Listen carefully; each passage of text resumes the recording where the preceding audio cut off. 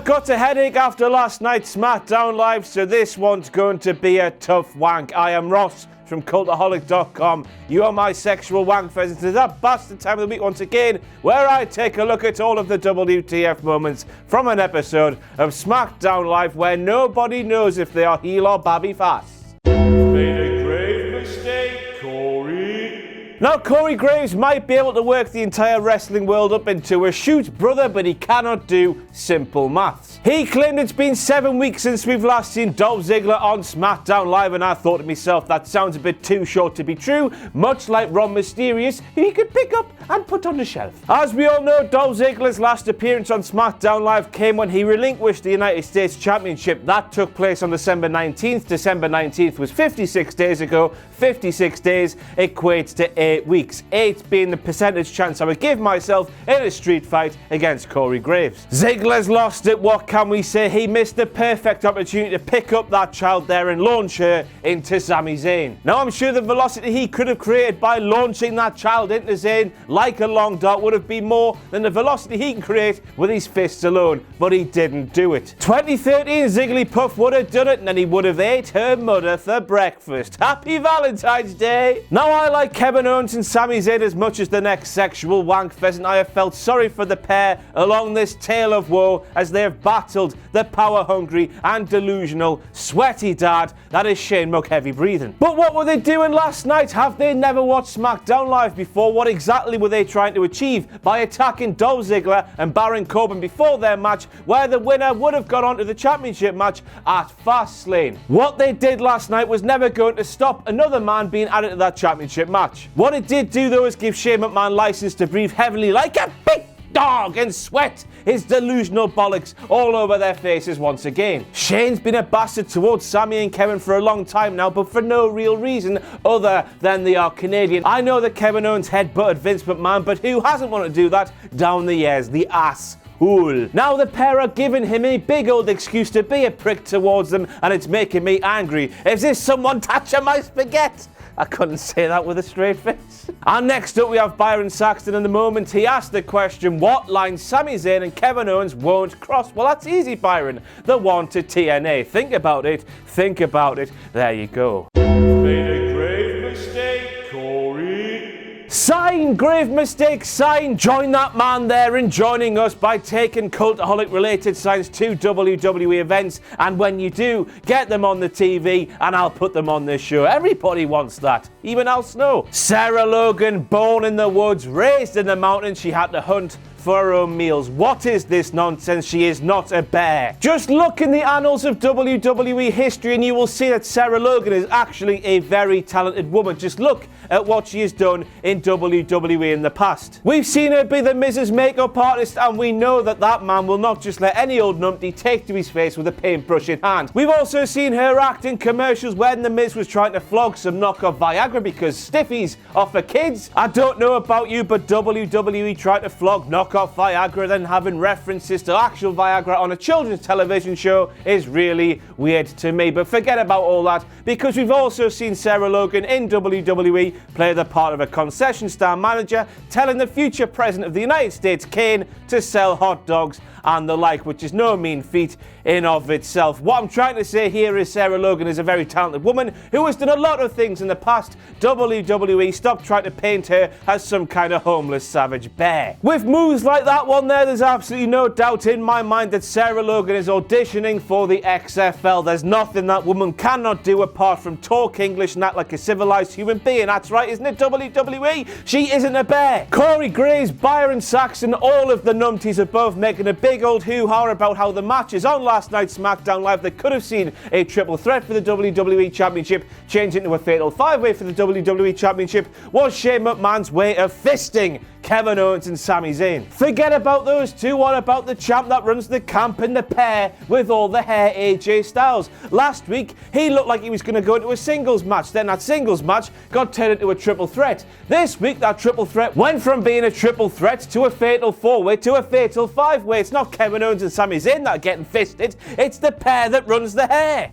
Camp the champ. I suppose that's what you get for thinking that Earth might be flat. Sami Zayn watching television like an actual human being. A WWE WWE superstar watching television like an actual human being. There's a seat available in that scene, and Sami Zayn has taken it upon himself to sit in that seat rather than watching television like he's trying to balance a little raisin atop his eardrum for fear of that raisin falling to the floor and a mischievous vowel getting its little mitts on it. It's nice to see. Imagine that. We live in a world where Baron Corbin is booked as a sympathetic babyface and the WWE Universe in the arena actually gets behind him. They actually chanted his name, and to think that since we've known of Baron Corbin, all we've done is hate Baron Corbin, that big, baldy, smiley face bellied bastard. I suppose what we can take from this is that Kevin Owens is really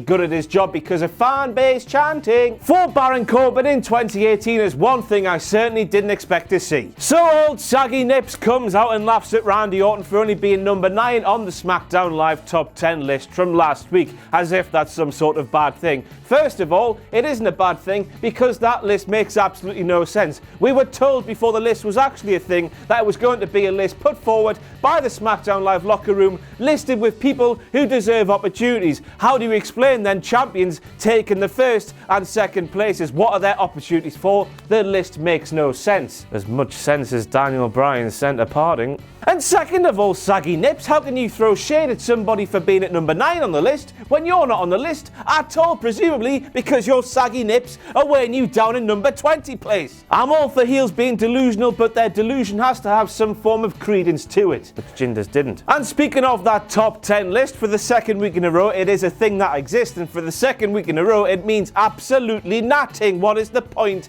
in that thing? There was no reference to it. It's not been part of any storylines. I don't know what it's there for. What point is it serving them? It might as well have been made up of 10 Chris Benoits, because that's how much WWE are referencing it during the show. Randy, you big old knob, you say you don't give a damn about any top 10 list. Please be more specific next time. Please say you don't give a damn about the SmackDown Live top 10 list, because it is absolutely nonsensical. It makes no sense at all, like Daniel Bryan's centre parting. The quality top 10 list, though, you clearly give a damn about those because you love Cultaholic.com. Here is a picture of you there in Cultaholic merch. You love it. Please be more specific in your shaded top 10 list, because some of those top 10 lists are our livelihoods, you potentially heartless bastard.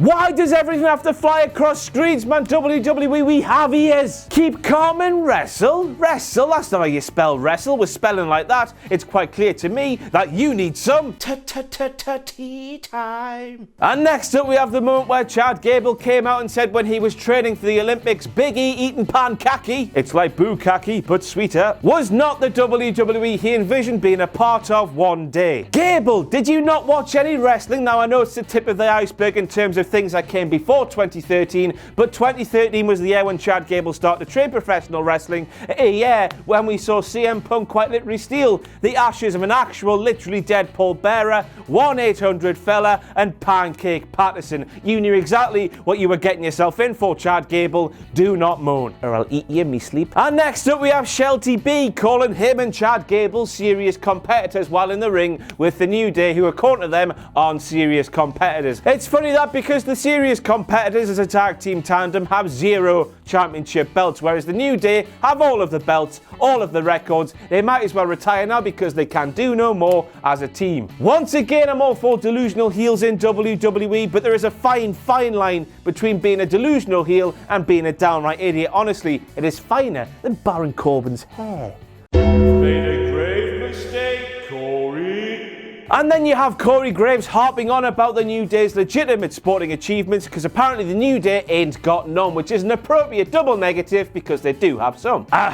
Big E won a gold lifting very heavy things very powerfully. Kofi Kingston can do the martial arts in capoeira, and Xavier Woods has a PhD. They've got loads of things. SmackDown Live, you told us a few weeks ago that when this tomfoolery leads to a screwy finish in a tag team match, as a referee watching them on at the backstage who comes down to the ring and sets the record straight. One question, where was he last night? Promos, very confusing ones. First of all, we have Dolph Ziggler cutting what is clearly a babyface promo, saying he's on the planet to do one thing, he's got a dream, he's got one purpose, he wants to main event WrestleMania. How can he be saying this babyface promo when he's been a bastard for so long? He turned his back on the WWE Universe, he didn't give a toss about them, but now he's fighting for them-ish. Sort of. He's the valiant underdog, and speaking of underdogs, Sami Zayn then goes on to say to Kevin Owens that the fatal 5-way match, that was a fatal 4-way at the time, but became a fatal 5-way, is every man for himself. If that's the case, Sami, why on earth were you out there with Kevin Owens at the start of the show, trying to make sure the two men didn't get put into that triple threat match to make it a fatal 4-way come fatal 5-way in the first place? Surely the more men that are in that match, the wetter the canvas becomes, the wetter Vince McMahon is, and the more chaos there is, and the higher chance you have to nick a victory being a heel and whatnot. Did the wrestlers pick up the wrong scripts last night? Nobody knows if they're a heel or a face, coming or going. I don't know what's going on. I need to sit down. Next week, a 6-woman tag match. That's cringy, that, isn't it? Never seen one of those before, WWE, for Christ's sake. So after Dolph Ziggler's victory over Sami Zayn, we have a fatal 5-way match for the WWE Championship at Fastlane. And another example of SmackDown Live's creative team openly copying their counterparts on Raw. It was almost as if Road Dogg and his pals were sat down in front of the television, saw Raw's fatal 5-way and set themselves, by God, we gotta have one of those ourselves down at the Alamo. And then they booked the run, which is clearly another case of that thing up there. Thank you for joining me for all these WTF moments for WWE SmackDown Live. I've been Ross from Cultaholic.com. You have been my sexual wank pheasants. Follow me on the Twitter machine at Ross on Wrestling. Pledge to our Patreon page, patreon.com/Cultaholic. Anything you can give us will be greatly appreciated and then rejuvenated into many other things so we can create more wonderful content for your viewing pleasure. But most importantly of all, do not forget to join us on every form of social media apart from Debebo.